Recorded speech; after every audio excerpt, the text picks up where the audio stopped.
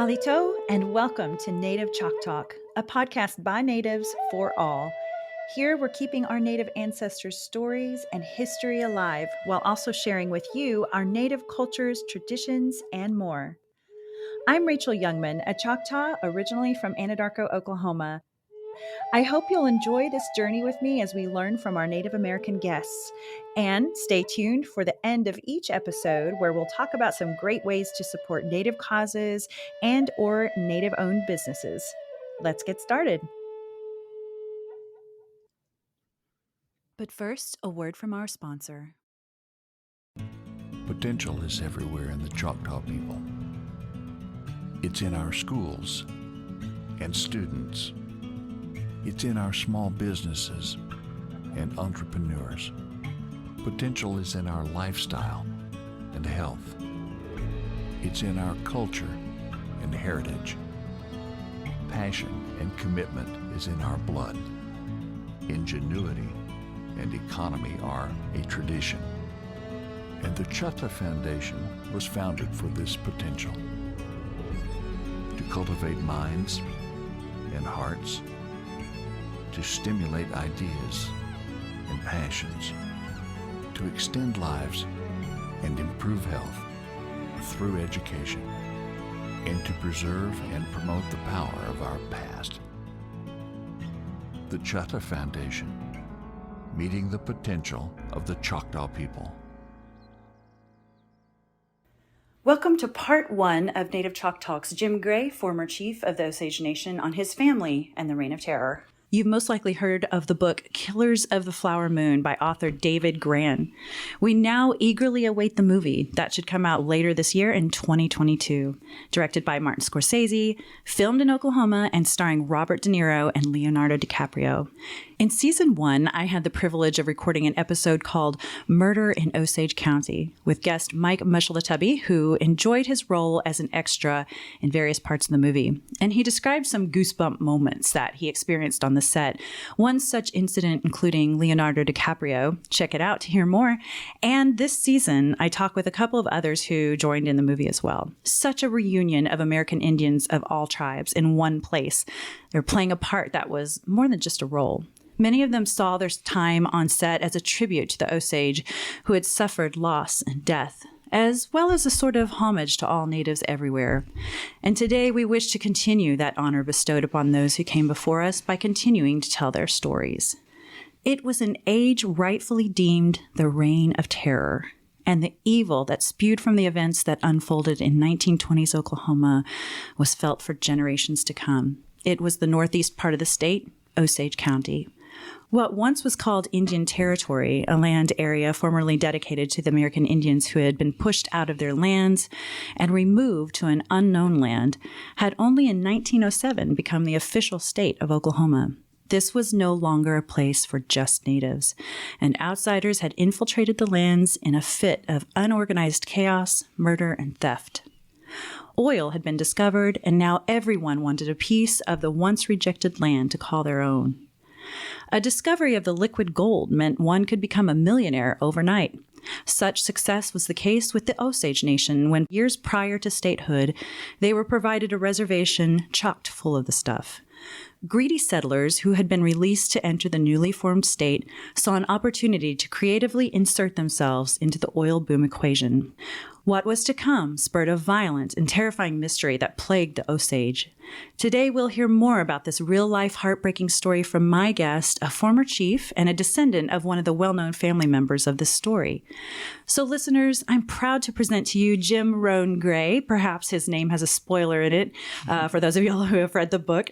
He's a man who has done so much for the Osage community and for that of nations and tribes everywhere. A bit about Jim, and then I promise you'll get to meet him. This Osage force of nature graduated from Pawhuska High School, go Huskies, and went on to complete a BS in marketing from Northeastern State University in Oklahoma. He was a journalist and publisher of the Native American Times, former principal chief of the Osage Nation. He worked for the Cherokee, Sac and Fox Nations, and was the director of the Pawnee Nation of Oklahoma. And recently, Mr. Gray was interviewed on CNN's This Is Life with Lisa Ling. There is, believe it or not, even more to Jim's accomplishments, but it would take us an hour, so Mr. Jim 𓓪𓐿𝓘, and welcome. Thank you for having me. Glad to be here. Oh, it's an honor. So I'm loving it here in 𝓪𝓤𝓘, and many thanks for the folks who have loaned us a room today. It's your attorney here in 𝓪𝓤𝓘. Nice people. In fact, there's so much beautiful native art throughout this building. Oh, yeah. I hope they don't mind if I take a couple of pictures because I don't beautiful. think they mind. Okay. But it's always good to ask. True. Lady, why are you taking pictures in here? Now, even though you're from Pawhuska, which is the headquarters of the Osage Nation, you live in 𝓪𝓤𝓘 now, which I know 𝓪𝓤𝓘 is on the border of Osage lands. So are we on the Osage Reservation right now, or do I need to cross the street to... No, we're in Osage country. I'll be sure to post photos on my Native Chalk Talk Facebook page from my visits to Hominy and Pawhuska and Fairfax, and of course from today in 𝓪𝓤𝓘 with my friend Jim, all parts of the Osage Nation areas. I love this part of the state. Now, you and I have something in common in our careers, so tell us about your current role helping the tribal communities. I've been doing some work for AT&T, which is a initiative they're doing through the Federal Communications Commission, and it's a program they call FirstNet. Okay. And what they do is that they try to assist tribes who have broadband kind of, there's limitations on how much telecommunications infrastructure are. And most so they Indian need more like bandwidth or, okay. Most Indian reservations struggle with a very limited amount. And so they come in and they work with the tribes and they help them at the very least just to establish EMS kind of services, 911, and improve the coverage for law enforcement and emergency response. Yeah. And so this helps at least provide a base of level, and many tribes have really taken up this opportunity. And that's wonderful. I've been kind of a liaison between the company and the tribes. And on that same topic, I'm doing some work with a software company out of Dallas called Corbett. Okay. And it's spelled with a K. And they've developed a technology that would go hand in hand. It's an app that goes on your phone. Okay. But it's managed by the tribe, not by Facebook, not by Twitter, not by, and the tribe controls it. The tribe communicates directly to their tribal members this way, or their tribal employees. So they can like push out notifications like Exactly. COVID is at an all-time high, Absolutely. wear your mask. Yeah. That's cool. And it is resonating very well with people. And Nice. And it takes time to kind of walk them up to that point where people are starting to realize there's some real problems with the data that Facebook collects from its users. Yeah. And it's making people uncomfortable, and but they still need to communicate. And there's some toxic elements of Facebook that unfortunately can pollute the message that the tribes are trying to send out to their tribal members. So this becomes a really viable option for them to be able to do that, especially in times of a pandemic when you may have remote workers, you may have people coming in, or the tribe may have to close down. And then of course weather events that constantly happen around here. Ice storm or tornadoes and things of that all the nature. things. Yeah. Crazy big spiders. You can send those messages out immediately saying we're going to close at noon. But I really found, I come from software and telecom, so I found that very interesting that you are kind of in that world too, or you're definitely in that world. Super interesting stuff you're doing with AT&T. By the way, this is not sponsored by AT&T, but hey, shout out to AT&T though, FirstNet. That's really cool. And then the app that you're working on, if there are any Osage that do not have the app currently, and if they do have their CDIB number, what's a great way for them to find the app? Corbett.com, KORBYT. Okay. .com. Okay. Now I'd like our listeners to hear about your family life and this great town of 𝓪𝓤𝓘. But first, let's talk about your time as a principal chief of the Osage Nation, and then about your connection to the story of the Killers of the Flower Moon. And what's really interesting, little tidbit for our listeners, is you were known as the youngest chief in the history of the Osage, correct? Well, the modern history, I can't go back beyond. Sure, we have no idea. Right. But recognized generally that, in the last 100 years, that's probably true. So it's a very daunting title, because not only am I the youngest chief to be elected, but I'm also the youngest chief to be turned out. Okay. But you were there a long time, right? 2002 through 2010? I was a former chief at 48. So, wow, that's great. Did you find that, 48 I think is a great age to demand some respect and all that, but did you feel that any of the elders or anyone, looked at you as like, well, you're just a young pup? Well, of course they did. Yeah. And of course that was I fit that description. I fit the image. I fit the, but our tribe doesn't normally elect young leaders. Usually they elect people who are... Well, they obviously wanted you here. They elected you. Well, they had a choice. There were other people running. So, they did put me in. And it wasn't by a large margin, but it was, but it was enough to win. Yeah. And, but at one time, there was only the 4,000 tribal members that were considered Osage by federal law. Mm-hmm. Now, the Osages considered them Osage, but they didn't have any political rights. They couldn't vote. True. They couldn't run, because we tied them to the interest in the mineral estate. Yes. So the only way you could be considered Osage in the eyes of the federal law was that you had to have an interest in the mineral estate. Mm-hmm.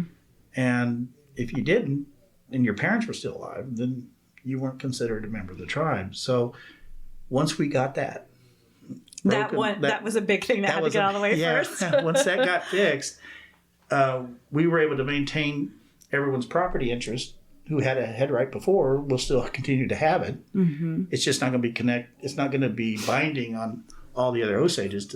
We were able to enroll them as members of the tribe.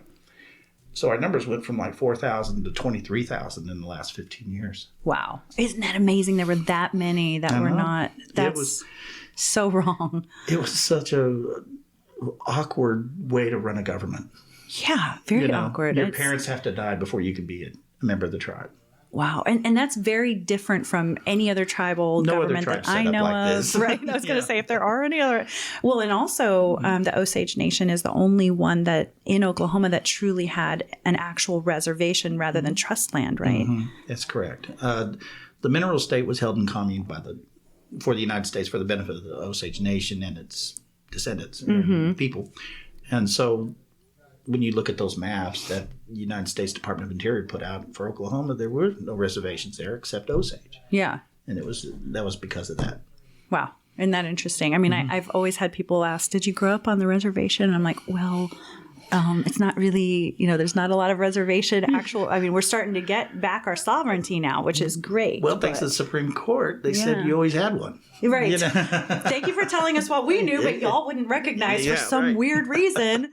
And of course, the thing is that what I ran on was government reform, fixing the membership issue, and maybe making some structural changes in the priorities of the tribe. But I didn't want to do it based on what I thought.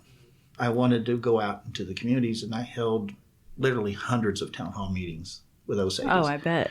Which is the right way to do it, obviously. Well, if you want to know what the people want, ask them. You ask and you listen. I don't know about that, but that's a crazy concept, I know it's Jim. crazy, but... And turned out they had a lot to say. Wow. And they said, we want to fix this membership issue. I don't think it's fair that my children should have to wait. Right. But I don't want to give up my head right. Yeah. Is there anything you can do to fix that? And I said, let me work on it. And it turns out we went to Congressman Lucas and we came to him with our problem and offered a solution, and he drafted legislation. Thank you, Congressman Lucas. Yeah. And he got it done in 2004, and the Senate picked it up and they passed it. Mm-hmm. And it was signed by President Bush in December of 2004. That went basically fast. Said the head rights stay with who has them currently. Right. And that process will still continue the same, but it's not going to be a definitive decision on who an Osage is. That is going to be left to the Osages. Nice. And whatever form of government they choose to make out of it, that also is going to be left to the Osages. I hope our listeners really get how impactful this actually was to the Osage. I mean, oh my gosh. It changed everything. It changed everything. And for the good. It's like, was that anything that anyone would have argued to have changed among the Osage? Were they like, no, we don't want to fix this head right thing? I think what it was that I think a lot of folks were afraid to change the law that had been... Understandably so. Like, what's going to happen? Right. Once you open that up, they can do whatever they want. And there was a lot of that fear of change. And I respect that. And But in the process, but look what a little change could do if we just open that door just a little bit and allowed all these Osages to be part of the tribe. Legally, politically, physically. And what does that mean? You know, because at that time, we were opening up casinos and we were generating revenue that we could prioritize what these people, what the Osage people wanted us to invest in. Yes. Education, healthcare, and preserving our language and our culture and our systems of institutions of government that provides transparency and accountability in our government. Yeah. Those things were not part of the previous structure for the last 100 years. So by making that law, it changed the priorities of the tribe completely. Wow. That's amazing. Yeah. Buy our land back. Save our language. I bet you had to beef up your attorney list of attorneys, huh? Oh, gosh. Once Any they saw Osage what out we there were have a law doing. degree? Yeah. Your former chief, Greg Pyle, pulled me aside at one of these tribal leader meetings one time, and he was really just complimented me. He was like, I don't know how you did it. I don't know how you did it. But that's what I'm wondering. What in the world? You brought the 21st century to the Osage Nation in a modern way. And the timing was probably right, too, it was. right? People were ready. We were. Yeah. There was only just a handful of original Autees still alive. Wow. And your first language speakers were starting to... They were passing on. And so we were able to get a curriculum built before they passed on. Really? That too? Yeah. Wow. And we built a written syllabary, kind of like what Sequoia did. We called it orthography. And we taught the children what these symbols sound like and how you can string them together and make a sentence. Oh my and gosh. How you can write. Can we talk about that too for a second? Sure. I know I didn't plan to, but sorry to interrupt you, but the title of this episode has some of your Osage wording in it because the title is Former Chief Jim Gray discusses the reign of terror in the great Osage Nation. But I put the actual copied and pasted the Osage Nation wording into there. And I wanted our listeners to see how strange it looks because it's characters that I had not even seen before, which is beautiful. So if you look at the stop sign in the Gray Horse area and all that, it has it in your language. How amazing is that? The street signs in Pawhuska have the street name and then the Osage version That's of it. Great. Yeah. Good. Well, how many people do you think can speak it now? Well, at the time I left, we had about 400 people engaged in the language program. Okay. But we had also introduced it into the public schools. And I don't know how many kids enrolled in that as an elective. And could non-natives take it too? How neat is that? Oh, one of the coolest stories about Skytook is back, I guess, about 10 or 11 years ago, the high school quarterback took the class. Cool. I don't know if he was Osage or not, but he took the class. Great. And he was so caught up into it, he convinced his offensive line to take the class. Oh my gosh. And so they were learning Osage, and then he got back to practice, and they started using Osage in the calls before they start the play. It's like the code talkers of football. It was good for 2 offside penalties every game. Are you serious? I kid you amazing. Not. And then all the Osage are in the crowd. Yeah. Woo!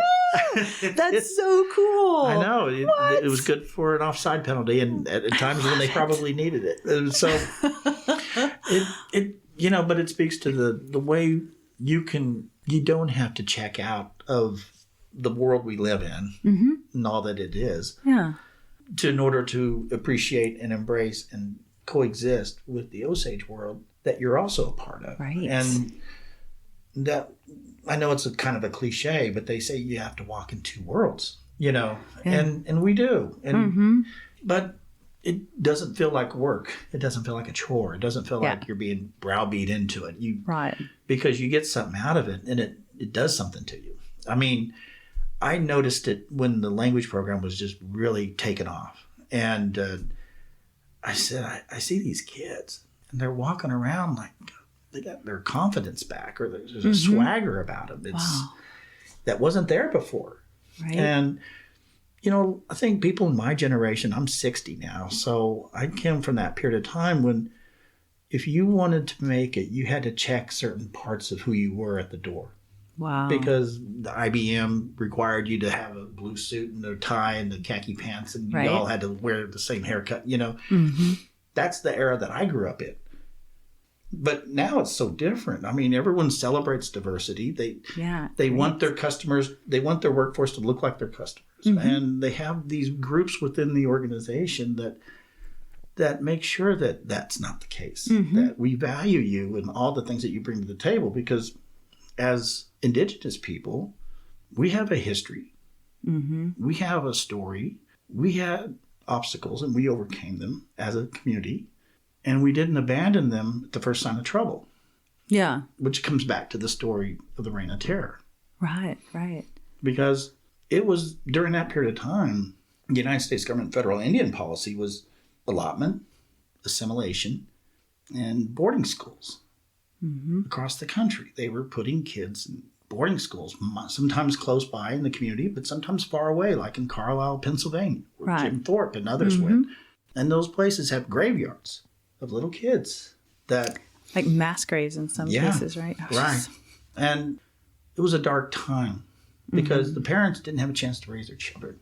Some of them didn't even know if their children had died, right? Like they just never saw them again. They never got word. So sad. And so...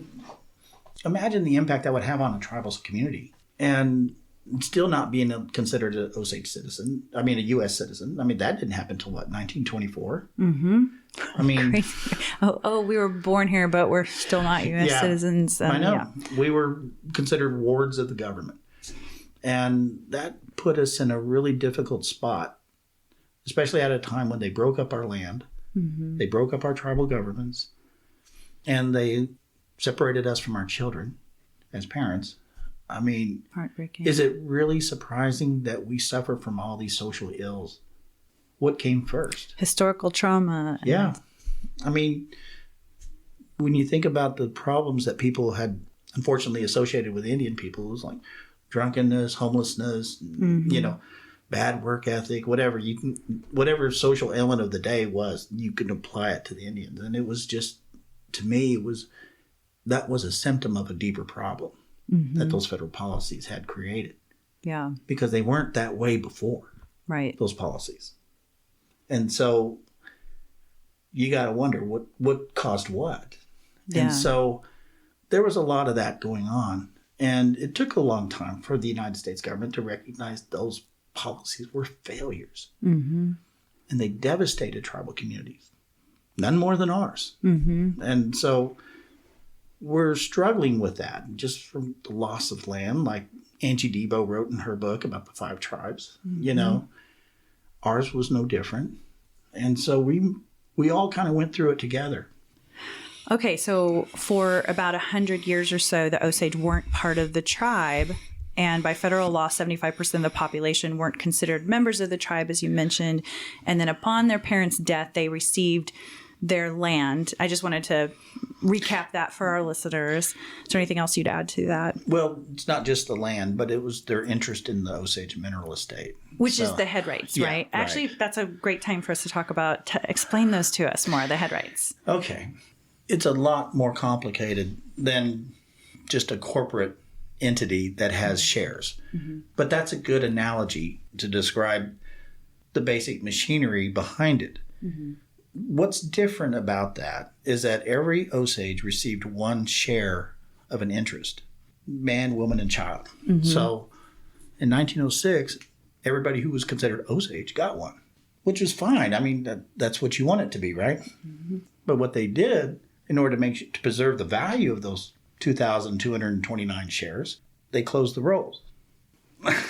So they're not going to issue out any more shares because that makes the entire trust, right? So that's why you have to wait until your parents die before you get. So what happens if there's one woman has 2 kids? They each get a half. They get a half. So it keeps getting diluted too. It's fractionated out. I guess that would happen with land anyway. But anyway, go ahead. But the principle of the matter is that in order for the tribes to recognize their own tribal members, their parents would have to pass on. And it created a morbid way to create the identity of what you belong to. But culturally speaking, like at our ceremonial dances, Native American church services, nobody made those distinctions. Okay. Right, of course. Yeah, so, you're Osage, you're Osage. Right. But what about, I know this, sometimes people can get greedy. Were there ever any incidences where someone killed their parents to get their head rights or anything like that? None that I'm aware of. I'm not saying it didn't happen, but I'm just not familiar with anybody doing that to their own parents. Right. But, that would be another book. Now, but there are cases where, and this is part that was documented in David Grann's book. It was also documented in Charles Redcorn, who was also Osage author. Mm-hmm. And he wrote a treatment of this period of time called A Pipe for February. Huh. And that story is fictional because he changed the names of the characters. But the story is true because he wrote them down from oral interviews with Osages who lost during that period of time. Okay. Their head right or their land or both. But not everyone lost was because of the more dramatic effects that was documented in Killers of the Flower Moon, where your home blew up, or you were taken out of the country and shot and things of that nature. Right. This was more like paperwork stuff. Okay. They warded, because they worried that Osages were getting too rich, the federal government assigned a guardian to every Osage. Mm-hmm. That was, I think, so they were truly assigned, like you didn't have a choice. You were assigned. And if you were full blood Osage with a head right, you were immediately assigned a guardian. And that guardian controlled every aspect of what was spent. Mm-hmm. So they would determine whether or not you needed to buy groceries, clothing, supplies for your homestead, everything. Isn't that nuts? Like, this was their land and it was allotted to them by the government. And it was like, here you go, here's your land. Right. Now we're going to give somebody that tells you what to do with your... Because we don't think you're capable of handling this. So, and of course, but we also need your kids too, because we want to re-educate them. Right. To make them non-Osage if we can. Right. Take everything I had. Cut their hair, march them in uniform, teach them how to cook and clean for other people. Not to mention, as maddening, we always think of, man, they must have been mad. But they also, can you imagine how fearful they must have been? It must have been a terrifying time. Think of what the Jews went through with the Holocaust, like people coming through and killing them, taking them away, doing bad things to the women, for instance. But it was happening here, too. Yeah. And it wasn't really, in the whole scheme of things, it wasn't, It was just common knowledge that, Oh, my God. So if you were a guardian and you were getting basically a commission off everything that they were doing, you controlled who they spent money with and who they entered into business with. Like if they wanted to lease their land out for grazing or whatever. Mm-hmm. It wasn't unusual for someone to make a deal with the guardian. Mm. You give me this, I'll cut you in. And the lease agreements were just outrageous, Oh, what a mess. And so people were just stealing. And it was all permissible under law at the time. And, we're talking about millions in 1920 dollars because that's how much money was being generated. It was a lot, Mm-hmm. And to suggest that the Osages had an ability to fight back, they didn't. They stripped them of their ability to govern themselves. They had a council and a chief and assistant chief, but their powers were limited to just approving oil leases. Right. They didn't have a court. They didn't have a police officer that worked, for the tribe. The BI was supposed to play that role. And they didn't? No.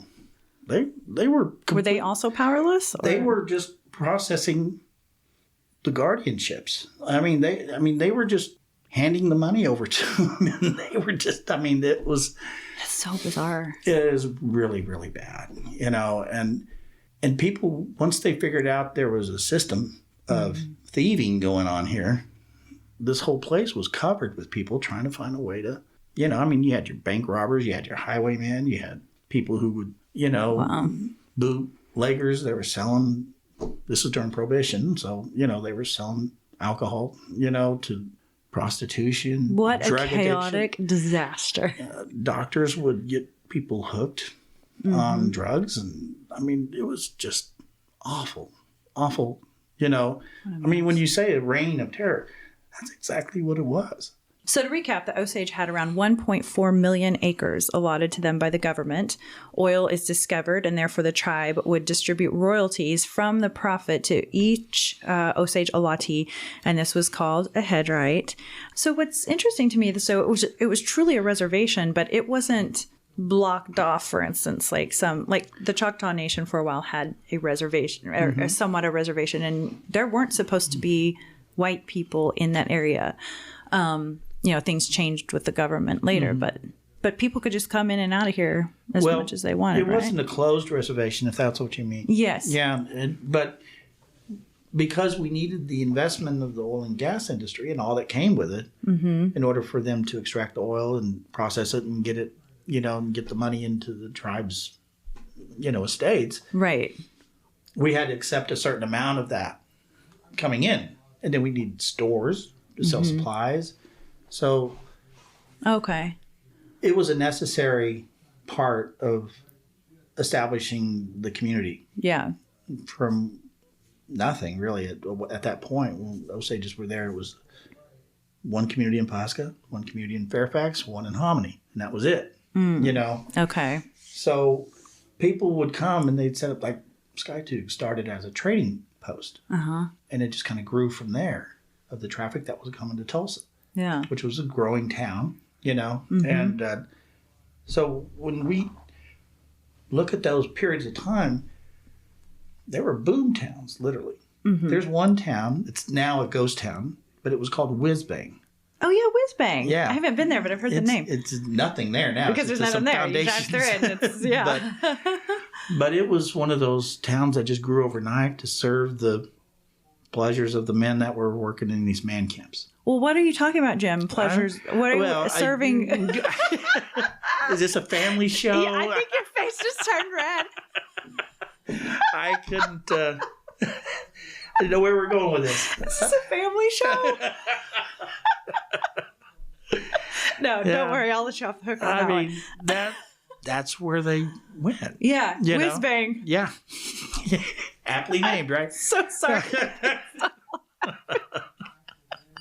Jim, we got to get off that subject. Don't stay Whizbang anymore.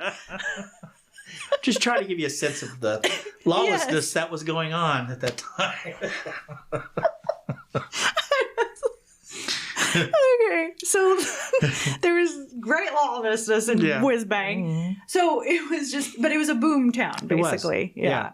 And they popped up everywhere, It was designed to satisfy that. Yeah. Growth that was happening everywhere, And churches moved in on the other side of the equation, Right. Catholic Church had a huge presence in the Osage Nation. So did the Friends Church. So did Baptists, Protestants, and other denominations start moving in. Yeah. And so what you saw was the beginning of a community that had this very, very uncomfortable foundation. Yeah. That's a good word for it.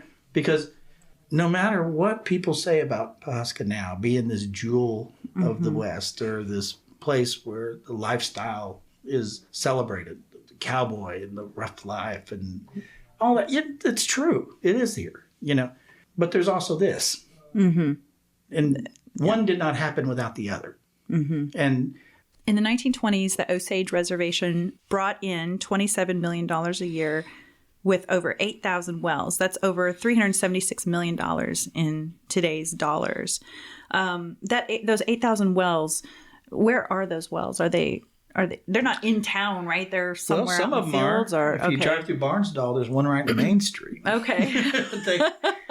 But they were pretty much, they follow the geography, where the layers and the sediment that shows where the oil is. And, it's a risk.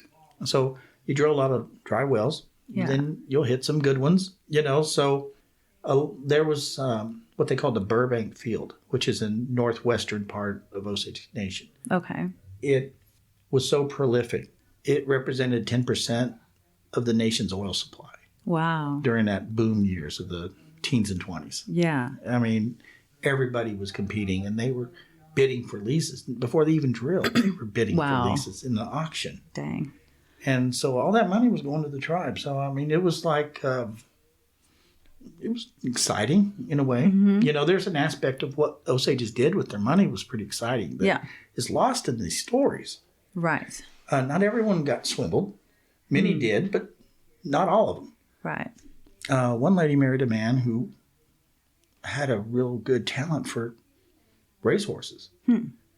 And he bought the black gold, and she competed him, and the black gold won the Kentucky Derby in 1923. Wow.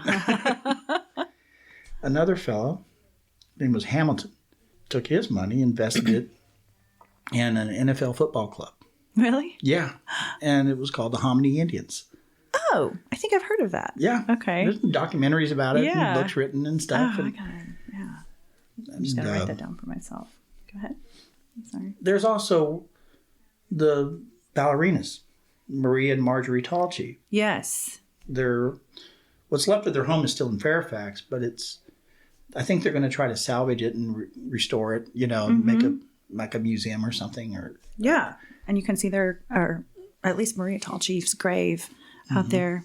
I think that's in Fairfax, right? I believe so.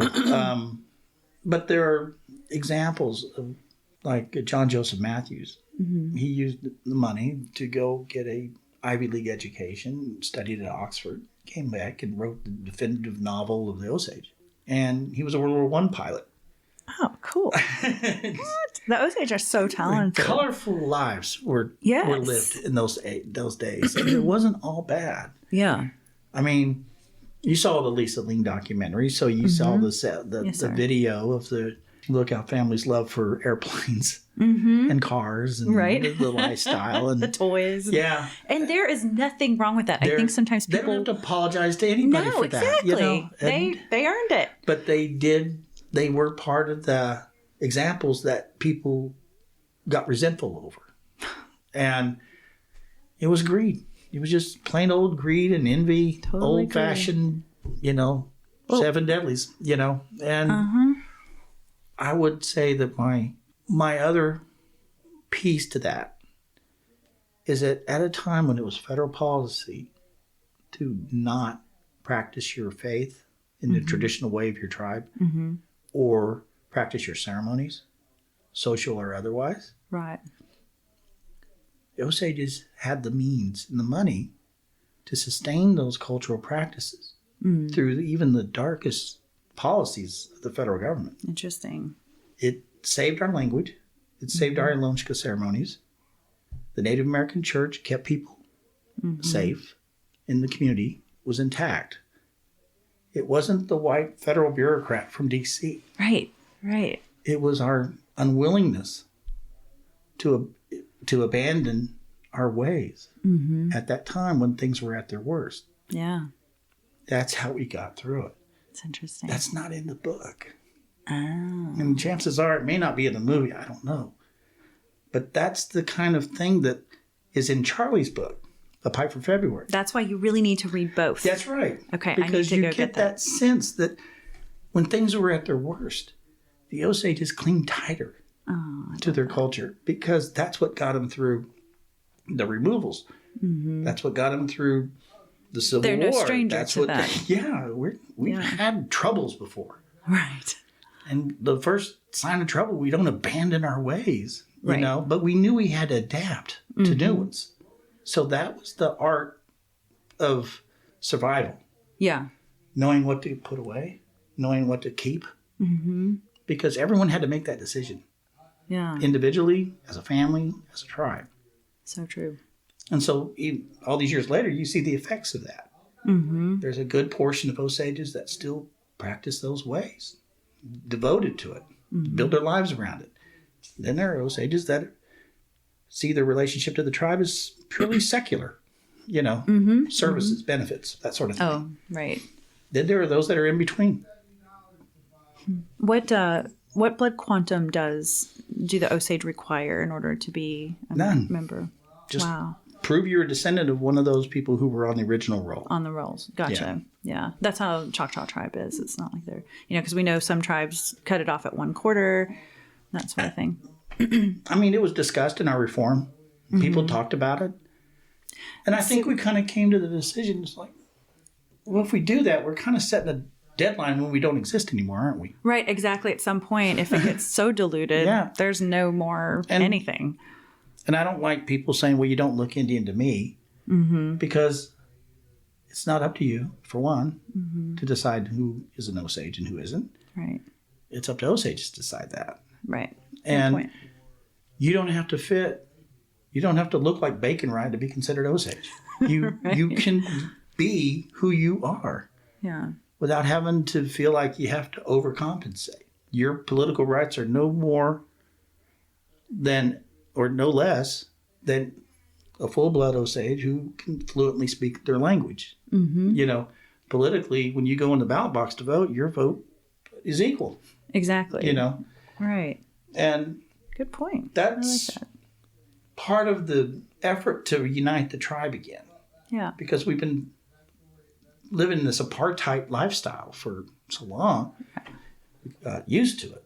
Not used to it. We just accepted it that this is the way it's going to be. Well, and understandably so, because how many tribes have gone back to try to fix things over the years, and it just went nowhere. You can.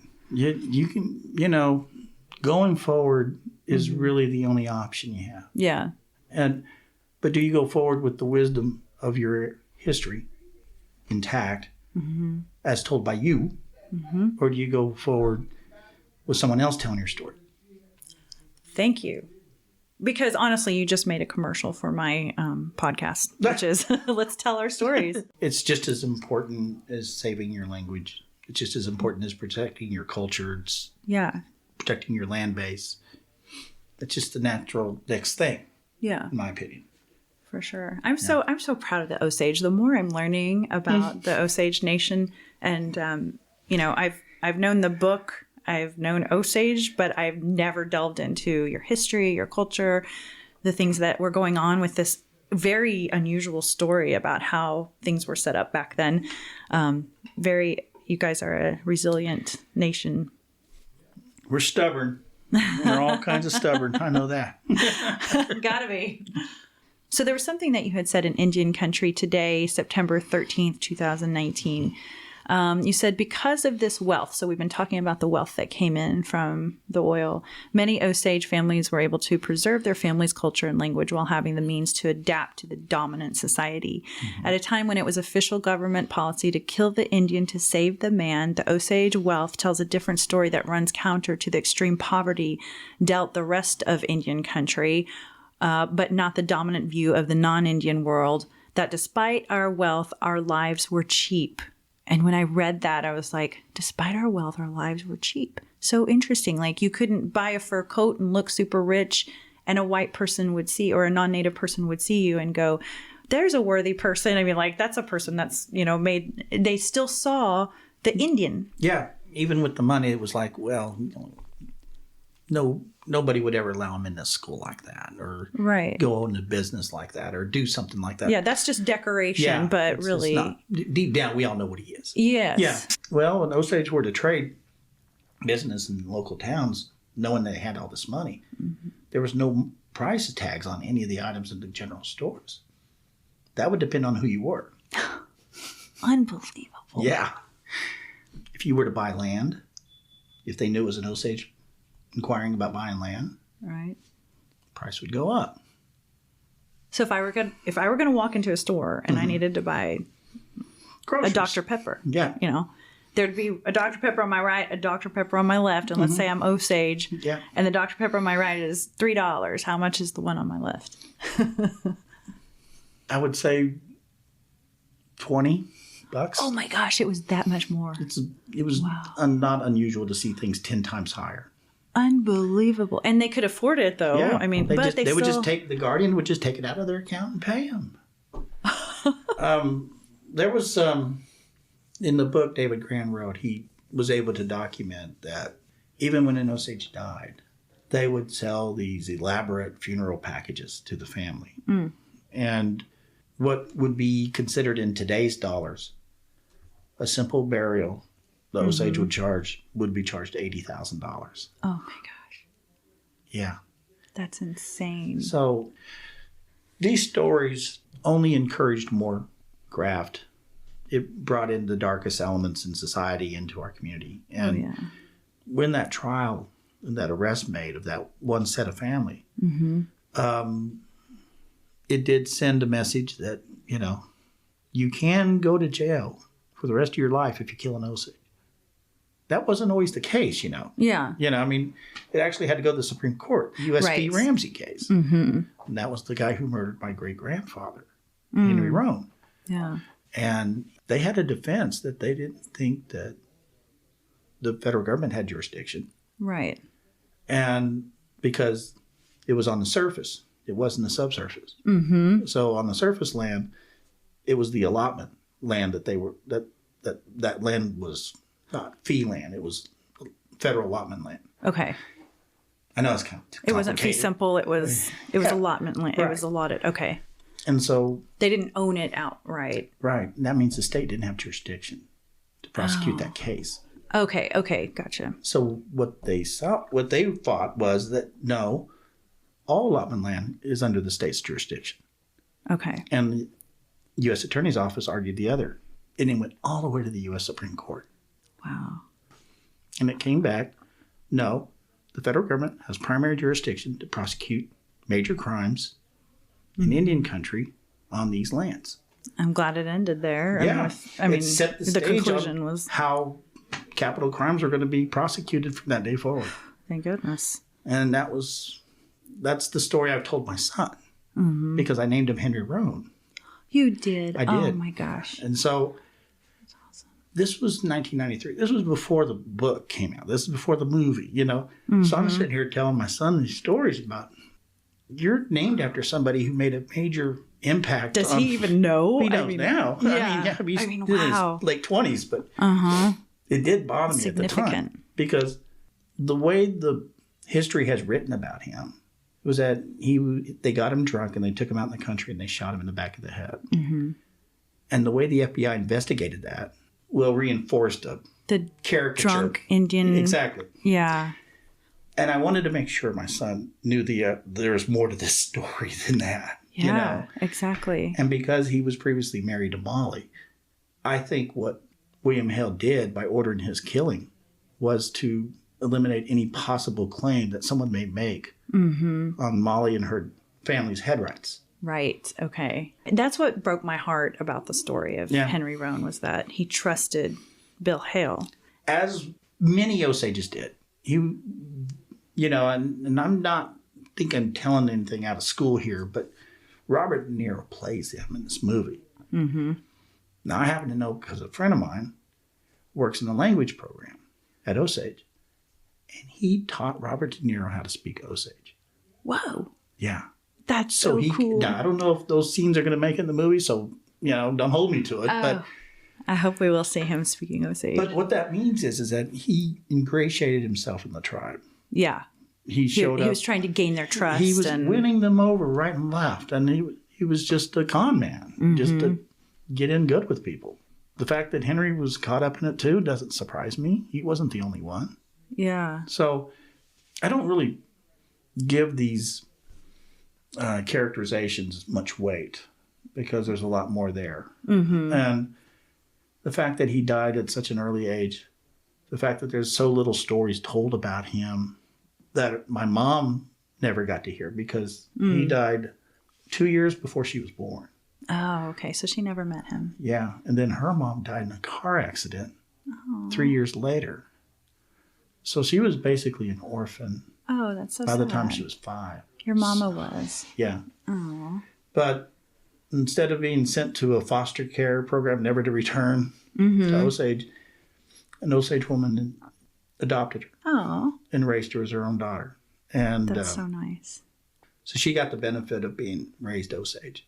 Thank but goodness. she never got any of that intimate personal stories about her great-grandfather who was so famous, you know. Oh, it's so sad, isn't it? Like these stories that we know. Oh. Like I was trying to find more information on Henry Rohn himself, and we'll talk more about him, but still, I just like when we talk about the deceased on these episodes, I really do want to pay homage to people as much as we can, especially the main characters in our conversations, because they were humans. I think it's really easy for us to picture the past in black and white and everything was so different. It's like they were humans. They just had everyday lives, and maybe they were really good on their horses, or maybe they ran for town council. You know, who knows? Well, it's important that you try to treat these people as more than just two-dimensional characters in this book. or in the story. And I think the author David Grann did his best to do that, because the last chapter in his book is interviewing people like me and others who were descendants of those. Right. And Charlie's book is a good companion to that because it's told from entirely an Osage point of view. Yeah. And a lot of time in that book was spent on the Guardians, on how they were able to manipulate. Oh, yeah. And the fact that what they were trying to do, this is what I like about Charlie's book, is that he incorporates those federal policies of assimilation and its impact on Osage families. Oh, which is important to consider. And you won't read that in the other book. Right. But this is something that an Osage would tell one another. Yeah. And in one case, one of the big buildings in Pawhuska was the Duncan Hotel, and it was financed by an Osage who had a guardian who invested into the construction of this elaborate, fancy hotel for its time. Yeah. The individual went bankrupt and never paid back the money. Oh. And the guy who went bankrupt, his brother bought it for $1 at a fire sale. Really? And he got the money. He got the hotel. And the Osage never got any of it. Right. It's like, oh, hello. Yeah. This is their money that you're playing around with. That sort of That's thing just probably was very one common. example of like hundreds, right? It's just what they did. That's what's crazy to me. It's like, it's just what people were doing. And they stole it fair and square because it was all permissible under the law at the time. True. And so when we get mad, we get rightfully mad about it. But we can't live in the past. You can't just carry that anger all the time. Yeah. But we owe it to those descendants to never forget it. Yeah. That's the important message out of this Reign of Terror experience in 2022, is that we don't let it define us as a people. And after what we've talked about, what's happened in the tribe in the last 10 to 15 years, you can tell we've moved forward. Yes. But we're moving it together. Yeah. We're back to being a tribe again. So cool. So, I mean, to put all of this in context, you talked earlier about the roles, and similar to, since some people know from previous podcasts I've talked about, similar to how our Choctaw ancestors and others of the 5 civilized tribes had to enroll in the Dawes rolls so that we'd be documented, the Osage also had their own rolls. And so, according to the Osage Allotment Act, the Osage could enroll before January of 1906, as you mentioned, and then they'd be allotted land and resources. And then by the closing of the rolls, there were 2,229 Osage on the list, 926 full-blood, and around 1,300 mixed bloods, as well as non-Indian adoptees. I hope I have all that right so far. Close. Yeah. Now, something I didn't realize until I was doing some research the other day was that the oil had already been discovered on the reservation by that time. So in 1894, actually. Yeah. And in fact, there were 155 oil wells and 18 gas wells within their lands by 1904. For some reason, I thought it was discovered later. Like, I thought the oil was discovered later. The boom didn't happen till later. Oh, okay. When all the other people started coming in. Right. Somebody heard about it. Somebody went out and told people. Yep. Anyway. Word got out. Right. So anyway, the Osage received oil money between the years 1919 through 1929. And something you mentioned to me as you were trying to make change during your time as chief was that the nation offered corporate shares, and you saw a need to shift away from this. Tell us more about that. Yeah. When you think about the way it was set up, it made sense that every Osage got a head right. But because they didn't issue out any more head rights after that period of time, and they closed the rolls, everyone got a fraction of one as each generation moved on. And then there was that process of waiting till your parents, So what we noticed during that period of time was that there were a growing number of Osages that were saying, is this the best we can do? Can we do better? Can we fix this? Not without changing federal law. I mean, they tried suing for it, and that didn't work. It got overturned in the 10th Circuit. And so efforts to try to change it through the court system failed. And so by the time 2002 rolled around, we knew that the only way to get this fixed was to get a law passed. And so would it take an act of Congress? Literally took an act of Congress. Literally. House Bill 2912 turned into Public Law 108-431. the Osage Reaffirmation Act. In title, what that meant was that the United States government was reaffirming the Osage Nation's inherent right to determine their own members and form their own government. And so we wanted to make sure it was written that way so that people wouldn't understand that Congress didn't grant us the sovereignty. Congress has just recognized the sovereignty that already existed. Okay. Before Columbus. Right. That's a huge difference of opinion. Yeah, totally. Yeah. So now, as a tribal member in the Osage Nation, they're not defined as a shareholder. No. Great. It's defined by lineal descent. If you can trace your lineage to somebody who was on that original roll in 1906, then you're eligible to enroll as a member. There you go. Wow. Yeah. This is just so huge. And you had told me earlier it put some teeth behind your sovereignty. Absolutely. Yeah. And protecting the land, the water and natural resources. And Osages are actually recognized as citizens now. Right. Isn't that crazy that it took that long? But again, timing was right in what was going on in the country at the time, in what was going on with your nation. You coming in and going, all right, I'm a fresh new body here, and I want to, make some change. I've had more than one person tell me that you were elected so young you didn't know how difficult that was. Right. You're like, I just and, went out and fixed it. Well, there's some truth to that. Yeah. I mean, I didn't think that if we got Congress to back us and the president signed it, then why should we stop? We got to go. We got to do this. There were people saying, well, maybe we should wait 4 years before we do this. I said, our people have been waiting 100. They've waited long enough. Let's give it to them. Let's give them everything we can think of in terms of political rights, transparency, accountability. We have economic development coming in a big way. We can invest in institutions like a cultural preservation department, language department, and all these things just sprung out. We built new buildings up on our campus, administration buildings. We expanded our footprint in gaming, added hotels, travel plazas, just basically what you guys did down there. I mean, it works, right? It does. Where are those casinos? We've got one in Tulsa, Sand Springs, Skytug. Okay. And, there's one here, huh? Yeah, just on the other side of town. Okay, I might have to stop by there on my way out. To contribute to the education programs. Hominy, Pawhuska, Bartlesville, and Ponca City. Okay. So listeners, go check it out. Which one's your favorite? Well, I'm partial to Skytug, of course. You have to say it. But let's say your second favorite. Yeah. They're all my favorite. I cut the ribbon on every one of them. Yeah, that's great. So I'm And are there proud. Hotels at any of them? Like you can stay? Skytug's got one. Ponca's got a hotel. Okay. Tulsa has one.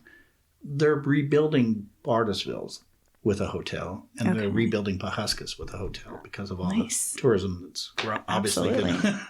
By investing in gaming, it's generated enough revenue for the tribe to invest in all these programs. If you can get yourself accepted to a state college anywhere in the country, the tribe's got enough money set aside, pretty much pay for about 80% of your college. That's wonderful. Yeah. And that's something worth investing in. They can take that degree. And I'm not saying, also trades are just as good too. Well, we invest in trades too. It's awesome. Our program is set up in such a way where if you want to go to cosmetology school, we can help pay for that. That's fantastic. Yeah, welding, whatever. And because of that, we've probably done more to change quality of life for a lot of our members because they have educational opportunities that will broaden their work environment. Yeah. Yeah. I was thinking about this. We started putting about $10 million a year into that scholarship program in 2006. So that's what, 15 years?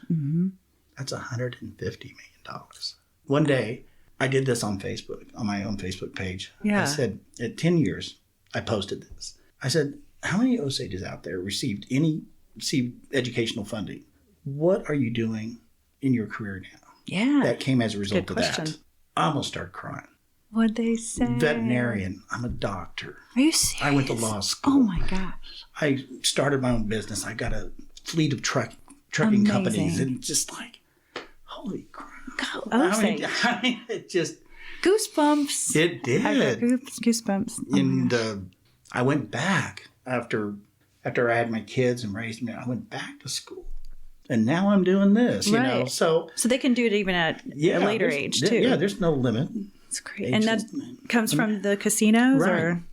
Wow, that's good stuff. And because they're tribal members fully engaged in the political activities of the tribe, some of them are coming back. Yeah.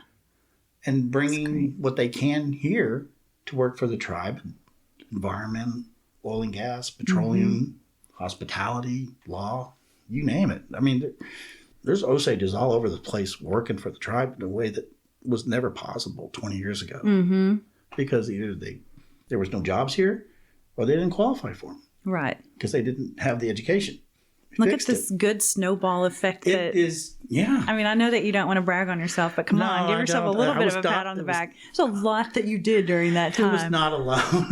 I mean, it took the whole tribe to push these initiatives. But they needed somebody just crazy enough to go, we're doing this thing.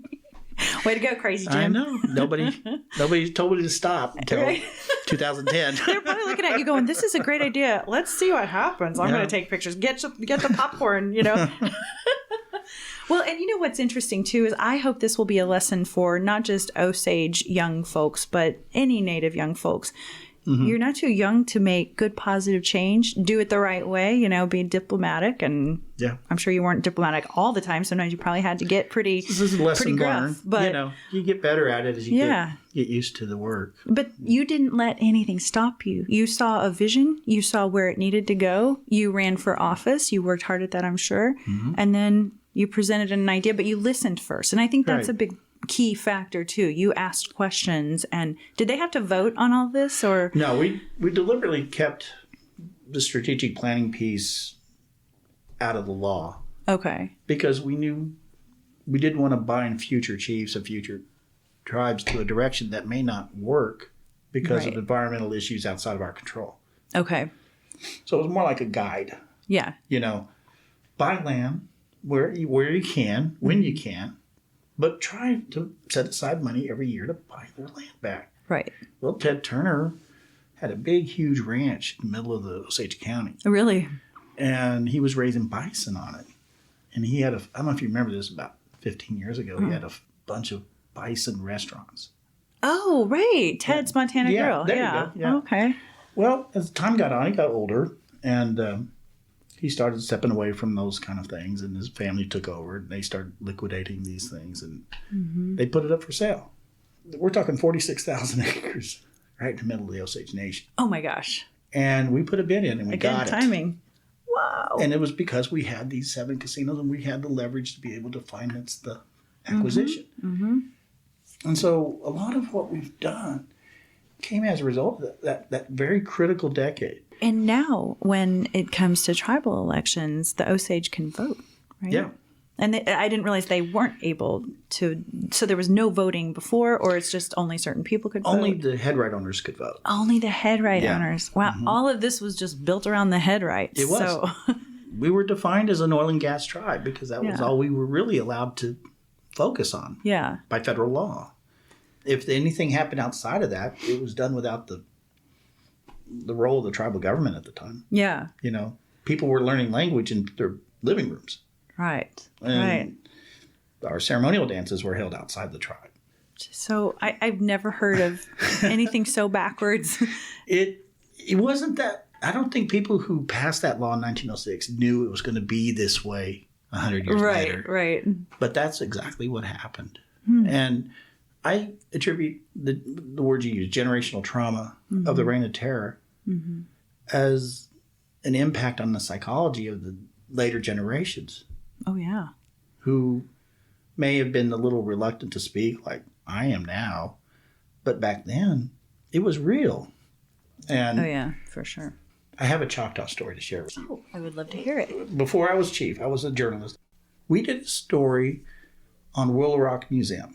And it's a throwback to a 1960s, 70s nostalgia of Indian culture and Indian life. And it was mixed with the Boy Scouts and things of that nature. Yeah. And they were popular at the time, Yeah.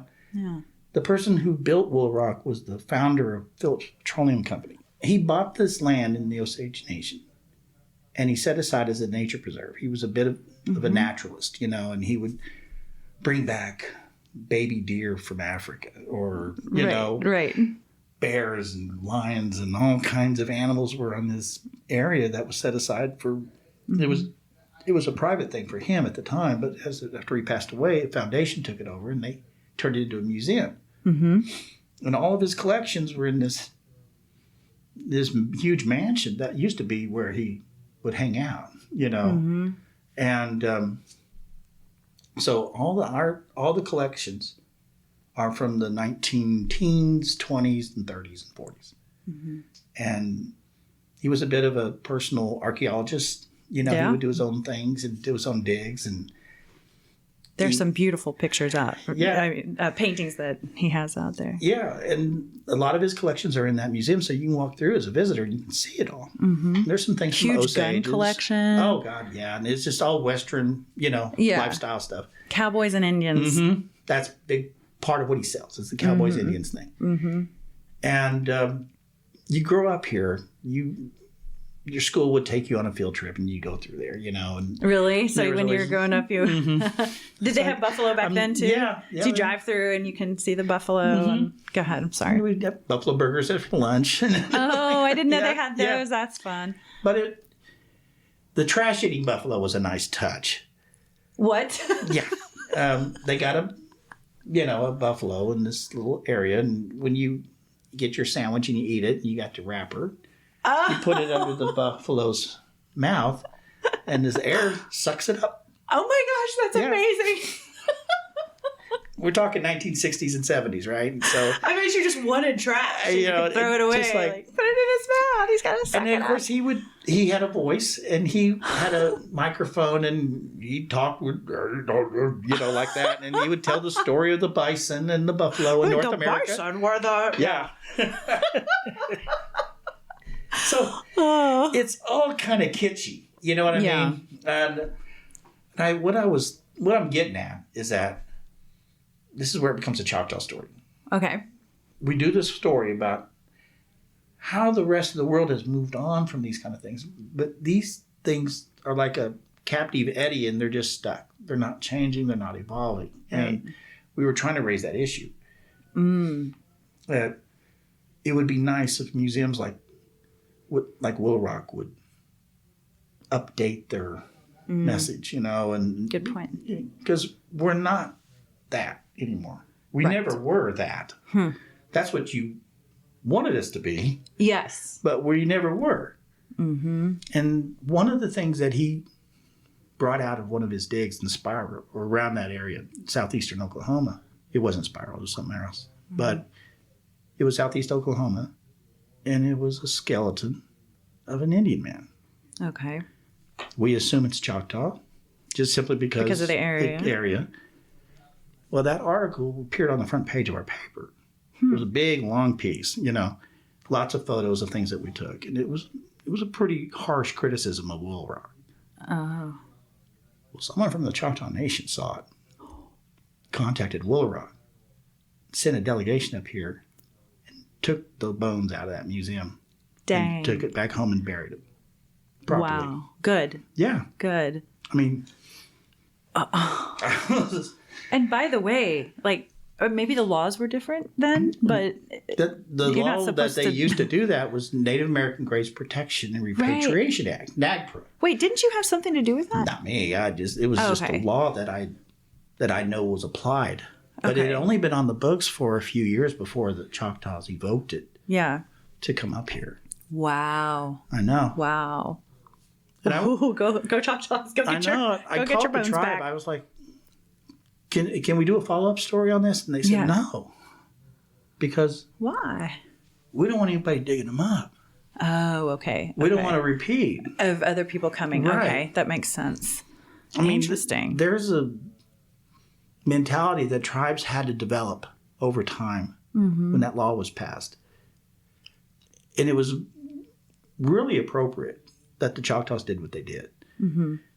But at the time, they didn't have a process for it, so they had to create one. And so did every other tribe when that law was passed, because up until that point, they could do whatever they want. That's a good point.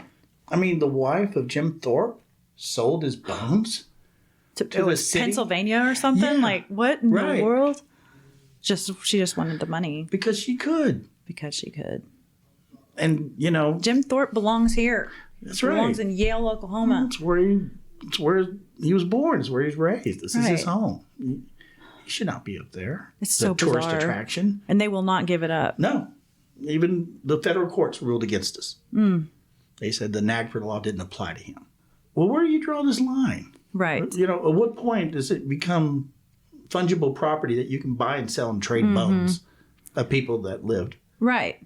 What in the world are we doing? And can we dig up Napoleon? Can we dig? Who else can we dig up at this point? Give me a shovel. Let's start making some money. Like, George Washington? God, that's morbid. I know, but still, it's like, think about how weird that is. And for some reason, it's okay if they're native. Yeah. There you go. You nailed it. Seen as this lower, what do you call it? The soft bigotry of low expectations applied here. Right. Good point. Good point. We like it's an exhibit. Right. Like, oh, that's an old pot. There's an old Indian skeleton. This is part of what I talk about when I give speeches about this era, is that this is also the same period of time that they introduced the notion of an Indian mascot. Okay. At the same time they were taking away our land. At the same time they destroyed our governments. They took our children to be re-educated. It was all, I don't think it was an accident.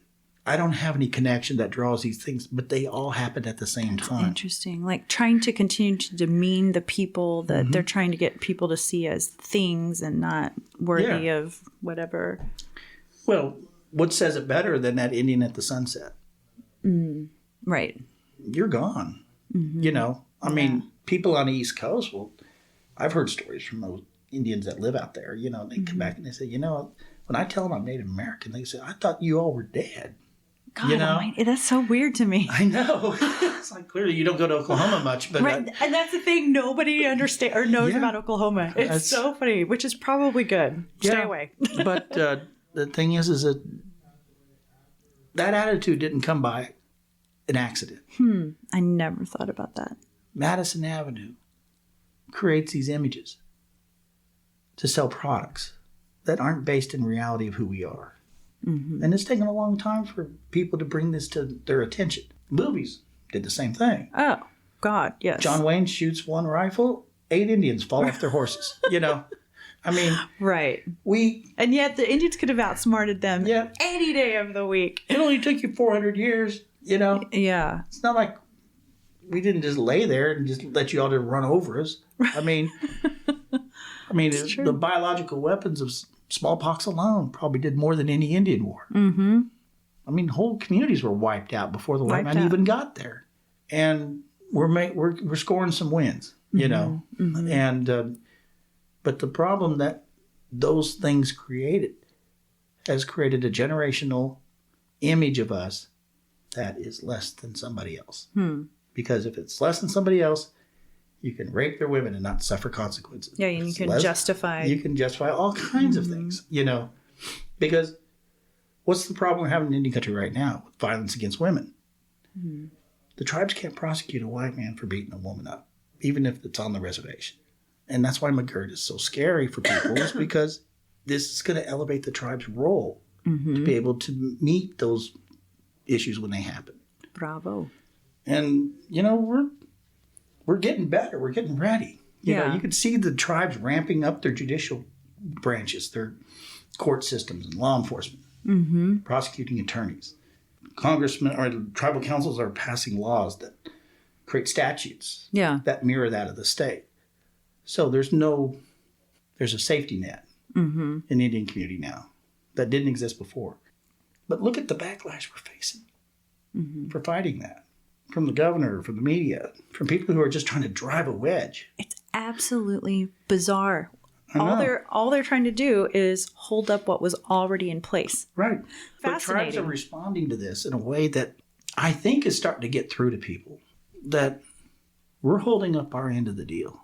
We're not allowing killers to go free. No. And I can't believe people have been saying that. Yeah. That's not what's happening. You just keep repeating it over and over again. Doesn't make it true. The federal government is picking up some of these cases. The tribes are picking up some of these cases. The state's getting some of these cases. And so it's not happening in the way that they're describing. No. These guys are just in the wrong jail. That's all there is to it. Right. And, but what's really exciting for me is knowing that the tribes are raising their game to meet the moment. But what's important is places like the Tulsa World, for example. They're writing stories right now saying none of what people are saying about the sky is falling is happening. Right. The stats just don't back it up. And we're a year and a half into this decision. Mm-hmm. And the tribes have made remarkable progress. And, and then we see the other side just constantly fighting it. It's like, can't you just be happy that one win out of all the losses has happened? Yeah. And it's a legal win. Now you got a whole different level of a participation that didn't exist before. Yeah. And so now it's a safer community than it was before. I say bring back the light horsemen. Yeah, well, they are. They're back. That's true.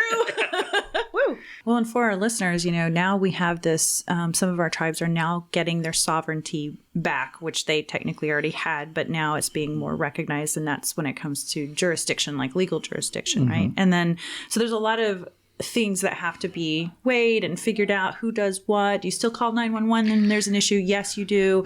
They'll figure the rest out later. But it's just to know that things are happening in a good way for Native Americans has been shocking to everybody, both non-natives and natives. So it's pretty exciting. As diplomatically as we can share with our listeners, there's been some pushback from the governor. And I assume that you're probably more of an expert on what's going on with that than I am. So what has happened there? With the governor of Oklahoma, yeah. He has a new attorney general that is engaged in filing litigation in federal court, trying to get the McGirt decision reversed by the Supreme Court. Wow. Up until now, the Supreme Court hasn't been persuaded yet yeah, to completely reverse it. There may be some decisions limiting it in terms of how far back somebody can go and bring a McGirt defense. Mm-hmm. I think I'm not a lawyer, but this is kind of what I understand from what I've read. About a week ago Monday, the Supreme Court chose not to take up a case that was decided in the Oklahoma Criminal Court of Appeals, where they had determined that if an inmate in the state penitentiary had exhausted all of his legal options at the state level for a capital crime, he can't raise the McGirt defense to have his case reheard. Okay. And they decided not to take that case up, which by not doing it, it affirms this Oklahoma mm-hmm. Court of Appeals question. Okay. So, and if there is one area of the McGirt decision that does cause both sides trouble, mm-hmm. is the cases where, like, say, rape or something like that, there's a, they call it statute of limitations. Mm-hmm. And if it suddenly becomes a federal case because of McGirt, the statute of limitations at the federal level may have already run. Okay. And so that scenario was what people were using to create the skies falling consequences of McGirt. But by that decision, they've taken it off the table. Mm-hmm. Because not even the tribes want to see somebody get off like that. Right. So I think everyone's kind of like, well, on principle, I'm against it because the McGirt decision says the reservations never were disestablished. Mm-hmm. Well, if that's the case, then those cases should never have been heard in state court. That's true. It's almost like a new trial. But as a practical matter, it takes one of the worst elements of the McGirt decision off the table. Mm-hmm. And so there's some good in that, too. Yeah. So interesting. So the governor's running for re-election this year.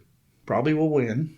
I don't know. Seems like there's a lot of... Well, I don't see anybody rise to oppose him on the Republican side.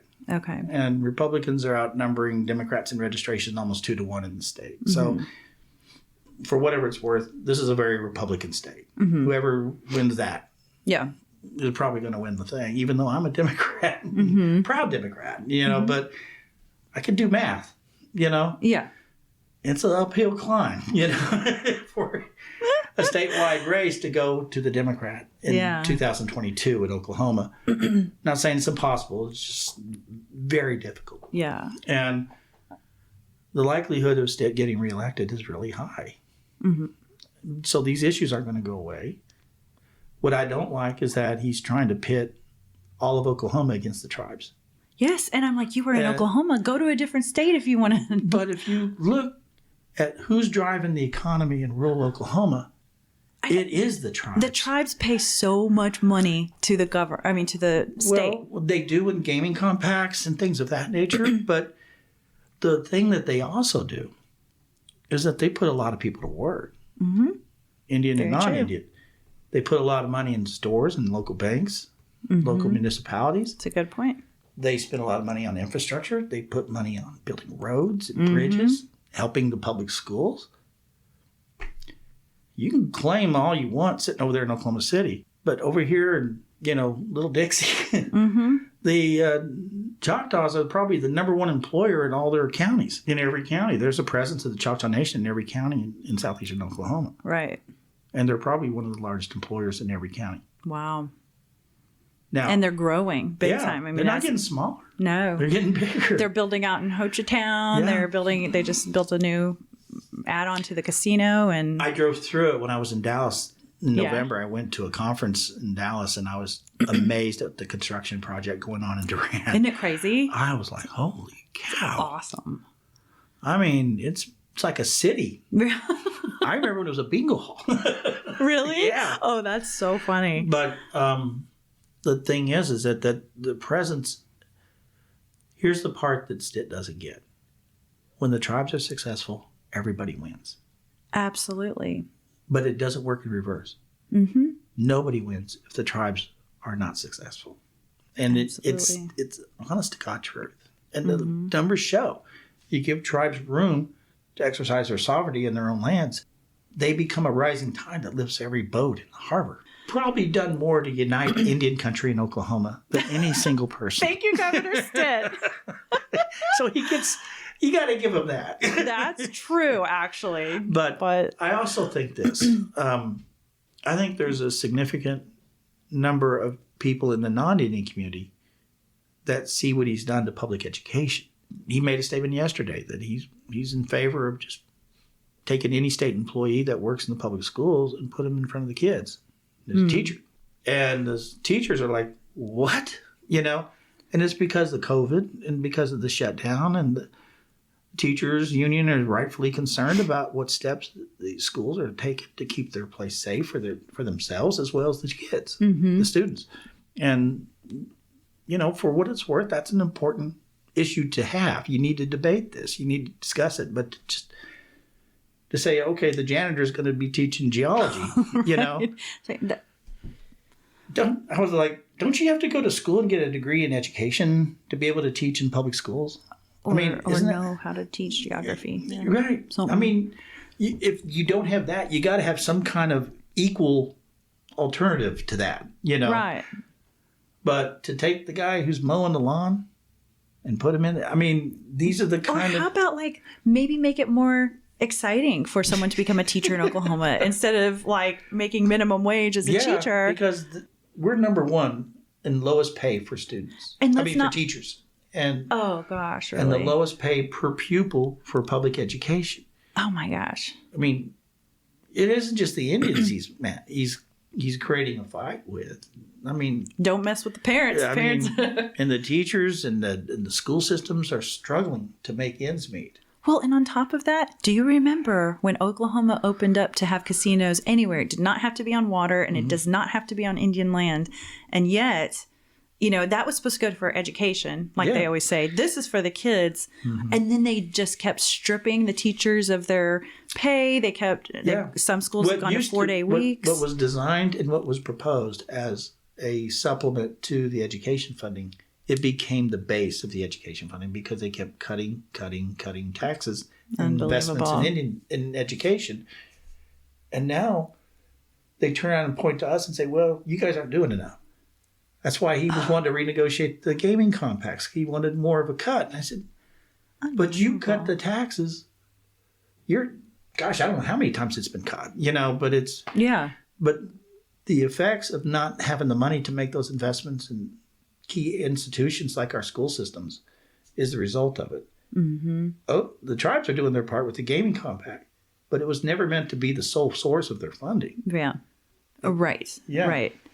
I mean, just because they've been resourceful and have thought like a business, now they're being punished for it. Right. I have an idea in negotiation. How about this? You're on our land, and we're going to not give you anything anymore. How about you pay us to be on our land? See, this is where he walked into it with those hunting and fishing license issues. Oh, my gosh.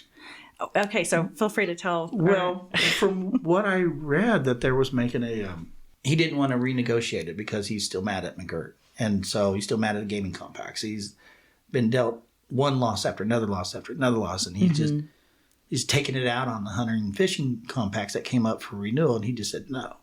But post McGirt, the tribe says, "Are you sure you don't want to renegotiate? Because we could just do this without you now." Exactly. Okay, and of course, that thing had generated millions to the state. Why would you turn? Oh my gosh. And the five tribes are like, well, okay. Thank you. Goodbye. Yeah. I mean, it's bizarre. I don't know how to put it in a way that makes us not look like we're making fun of them, because that's not the point. Right. The point is to get them to the table and let's work out these issues like grown-ups. Like a good leader does. Yeah. And because you're only hurting yourself and your own state you're representing when you engage in these frivolous lawsuits that waste the state's money, that doesn't advance the ball, and creates division where it doesn't need to be. Yeah. Because one thing that, if you look at tribes as employers, as corporate citizens, the one thing that we do that nobody else does is that we don't outsource our jobs to China. We don't move our plant to Mexico. We are here, and we're not going anywhere. I just had a brain explosion. Yeah. And I think that needs to be communicated to the state. I agree. We're not a liability. We're the best asset you have. Because we've moved all we're going to move. Yeah. We're not going anywhere. We planted our flag here years ago, and we're not going anywhere. And on top of that, again, so you are the governor of the state, other than Alaska, that has more Native Americans than anywhere in the world. And you chose to want to live here and become a governor here. And you want to just completely dismiss that whole population of what makes Oklahoma really cool. All the people make it great, right? Yeah. But the Native population is... We play a special role in that. Exactly. Yeah, and there's history here, and it's beautiful. And not the history. The people are beautiful. But well, it's an important story, and it's an important history that we should never forget. Yeah. But, because if we do forget it, we run the risk of repeating those mistakes. Yes. So we don't ever want to forget it. It's part of who we are. But who we are now is wiser, smarter, and we live in a society that's more collaborative. Yeah. And that's going to draw investment. That's going to draw people's careers to move here. That's going to draw, exactly. But we've got to create that environment where people would want to build their career here. I mean, heck, Hollywood's coming here now. It's going to play a role in all that. Yeah. So that's kind of the exciting thing about this movie and the attention that's drawing and the amount of interest people may have in understanding us. It's a good time for us to reflect. Yes. On the tragedy and how we got through it. Well, and speaking of, I'm sure there had to have been... Here they are coming along, Hollywood's coming along saying, we want to make a movie out of this book. And I'm sure that there may have been some Osage who didn't even want to read the book, much less now see a movie. How do you think the tribe overall has felt about the idea of the book and the movie and all of this stuff happening without... I mean, I know that there was consultation with the Osage, which is awesome, which doesn't normally happen. So what's your perspective on everything? Well, I think at the beginning, nobody knew what Hollywood was going to do with the movie. In fact, I actually had a chance to meet David Grann at one of his book signing tours. And he knew who I was because he interviewed me for that book. And he said, you know, when Hollywood bought the rights to the movie, they own it now. I mean, all I could control was what's in this book. Yeah. And that's all I can tell you. What Hollywood does with it now, I have no idea. I don't have any control over that. Yeah. And so he was being honest. This is how the industry works, right? And it's a different format, a different media. It's going to require a different story that's going to include some of the things that's in the book, but a lot of it's probably going to end up on the floor because it's just compressed for time. Yeah. You know, visual media. You can do things that you couldn't do with the book too. So it's a mixed bag. Yeah. You don't know what they're going to do. But when they announced that Scorsese was going to direct it, you know, you can say, okay, that's top of the echelon, right? Right. But what's he known for at the top of this echelon? Probably the most violent movies that made it to mainstream. And not necessarily native movies. No, not native, but just violent, right? Yeah. And so that caused a lot of people some concern about whether or not the violent aspects of this story is going to be what the story's about. Right. So a lot of Osages were concerned about whether or not this was going to be, you know, a bloodbath. With our family names attached to it. Yeah. Oh. So I didn't even think about that perspective. So a group of Osages got together and they asked an attorney to write a letter that they could approve and send it to Scorsese and his people, asking for a meeting. Yeah. Based on this, you know. Right. We don't want to go out there. We want to invite you here in our community, you know. And to his credit, he got on a plane from New York and flew to Tulsa, and him and his entourage showed up in Pawhuska. That's amazing. And he didn't want any press. Yeah. You know, he just wanted to sit down and listen. Good. And again, so, listening. Yeah. And so he sat down. We fed him a traditional Osage meal. Love it. And there was about 200 Osages that were descendants of those people. Wow. That were in the movie, in the book. And we were able to get his attention for about an hour and a half. And each one of us got up and we took the mic and we told him what we felt like he needed to know. And what were those things? Well, in one case, one lady got up and said, I hope that you give some time to do some research on the role of Osage women. Based on the book and based on what we've seen from other books, they're not given the kind of adequate weight as they are in real life. Okay. Osage women were more than just the mothers, more than just wives. They kept the language intact. They kept the customs intact. They kept the rituals that kept our society connected intact at a time when they were trying to break that up. It was the Osage women that held the glue to our communities. Please don't forget that. Right. You know, another person got up. It was me. It was this amazing guy. It sounds like I'm, you know, it just... No, come on. We want to hear this. We talked about this before, you know. It's hard to talk about yourself. I know. Yeah. But I just pointed out to him, you know, and I'm no film student. I'm no expert in this industry, but But you're Osage. But I'm Osage and I go to movies, you know. Right.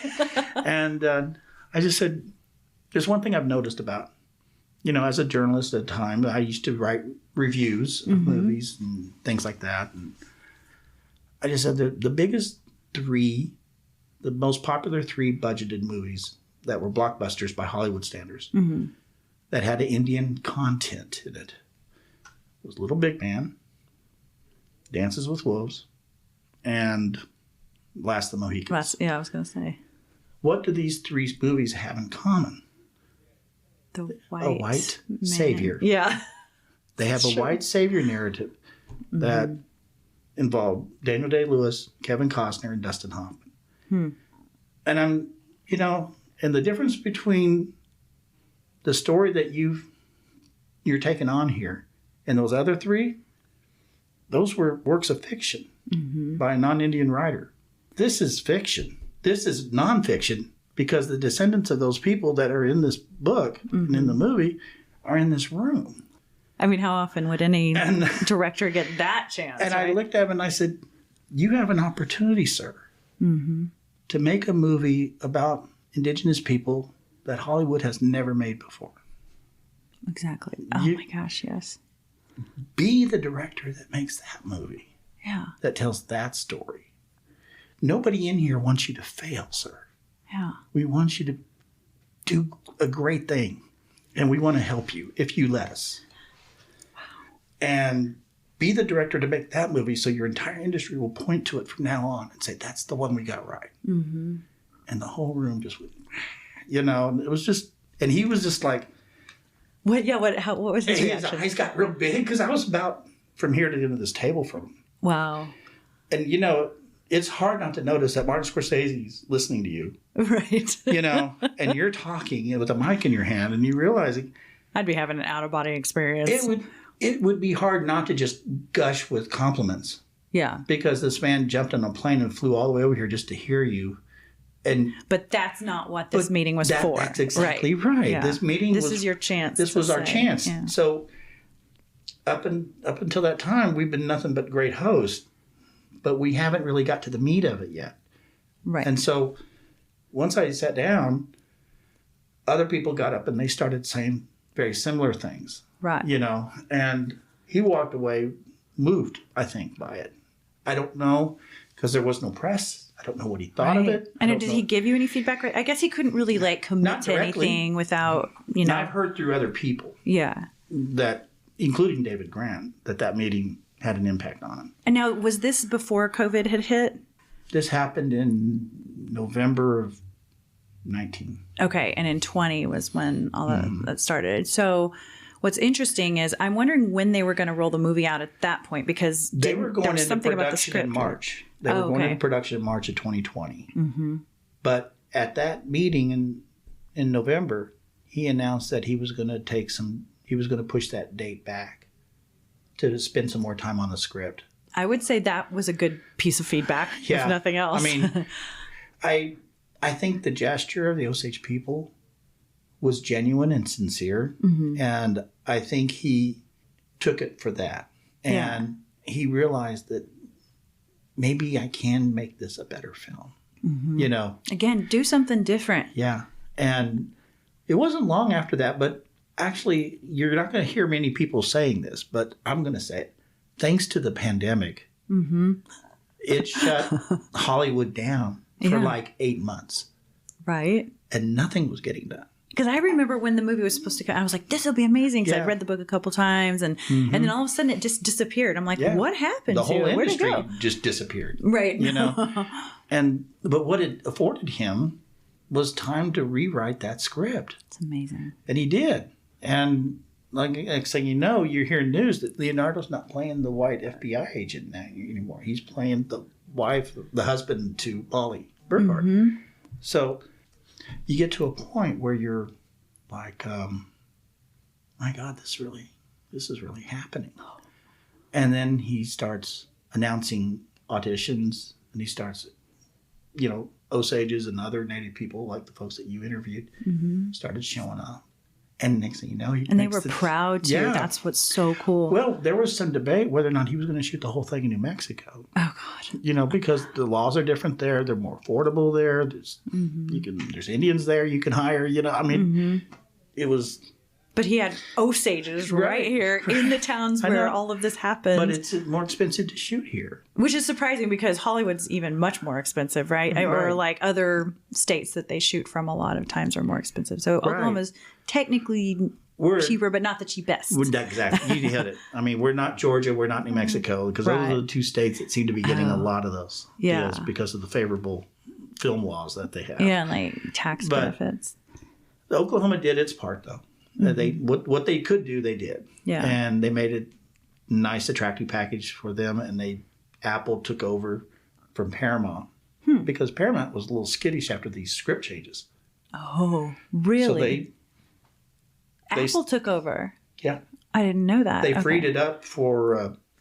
They didn't really say we weren't going to do it. They just said, if you want to shop it around, we're not going to stop you. Oh, interesting. So he went to Apple, and Apple was starting a streaming service. And so they said, this could be our flagship. Unbelievable. So they bankrolled the whole thing. Dang. And Paramount says, wait a minute, we're still getting theatrical option on this, right? Yeah, we get the mountain put in front, right? Yeah, we're going to put this, we're not totally out of the deal. Do you know most of the people in this area? Because it's not like a small, I mean, it's not like a large, each of the cities are not that large. No. I mean, everyone knows everybody, or at least they know your family. That's always the family name. That's always the thing, yeah. Like, who are your folks? You know? Right. I mean, Gray, are you related to the Gray of the Gray Horse area? No, my Gray came as a result of the indoctrination of the Indian boarding school from my great-grandfather, or my grandfather, who's giving them Osage white name was names Wisconsin, and they said, no, your name is Clarence Gray. Okay, so from Wisconsin, which is way cool, too. Yeah. They always do that, right? Well, you know, cool name. In some cases, it didn't translate well, so they just gave him an English name. Right. And other times, it did translate well, so Roan Horse survived. Yeah. You know, but we still call it Kiowa-Otsi, and that's his Osage word for Roan Horse. You know? Oh, really? Yeah. Okay. So we get the benefit of both, because I got Osages from 3 different grandparents, you know, so I have the benefit of those stories as well as the benefit of the others. One of the things I heard in Lisa Ling's documentary was an Osage who lives in Fairfax. He's descendant of the people who were exploited, and the people who exploited them, their descendants live here too. Oh, that's such a good point. So Yeah. you all are living side by side Exactly. with some people that did some really horrible things to your ancestors. But do you punish the son for the sins of the father? Right. But do you punish the children today who have grown up? Do you judge them by the prejudice that you applied to their ancestors? That's a good point. You know, and they we've may got not a lot even to know learn. that story. We don't know how that's going to play out. Right, because Rachel. all of a sudden people are going to hear my ancestors did that to the Osage, and I'm in class. You know, my best friends are Osage. What? That's a big thing. Osages haven't made peace with that period of time, Okay. and I don't think Oklahoma's made peace with that history because it's not being taught in schools. Right. Good points. And the fact that people are walking around going shocked, I can't believe this happened. Oh. I was never taught And this. it's one of many, like my great grandmother, same thing. You know, she had the same story, with the exception of there was no murder, and it was her mother gave her up to guardians, and her grandmother gave her children up to the guardians too. So I don't know what the story was about the whys, but I can guess. But anyway, so I mean, you talk to almost any Native that truly knows their story. Someone in there had the guardianship thing going on. As a Native American man and a former chief and a father of Osage children and living in my reservation that I grew up in, I've come to the conclusion now, at the age of 60, that every tribe in the country has an Osage Reign of Terror story in it. And if this is a blockbuster movie that makes a lot of money for the movie industry, they're going to want to know what other tribes out there can we talk to that could have a similar effect, you know? Sure. And whether or not you're ready for that, they may come knocking, you know? And if you don't write your own story, and if you don't control that narrative, somebody else is going to do it. We're living proof of that. I mean, we kind of got in on the aftermarket back end of it, but not every tribe's going to get that. But if there's a lesson to be learned from our experience, is that tribal governments, Indian tribes in general, in exercising sovereignty, jurisdiction over land, water, resources, people, don't forget to include your history. Don't forget to include your story. Y'all be sure to stay tuned for part 2. You're not going to want to miss it. The Choctaw Nation has always provided a foundation upon which a future can be built. From our home in southeast Oklahoma to a bingo hall that grew to be one of the largest casinos in the world. Today's summer school programs lay the groundwork for a love of learning. Small business programs support local economies. And with over 10,000 jobs created, Choctaw offers financial stability to tribal members and our neighbors. Together we build success, because together we're more. Thanks for listening to Native Chalk Talk. Be sure to join our community on Facebook, Instagram, Twitter, and LinkedIn. Simply search for Native Chalk Talk. That's Native, CHOCTALK. And check us out at nativechalktalk.com. Stay tuned for the next episode. You're going to love it. Yakoki. Thank you, my friends.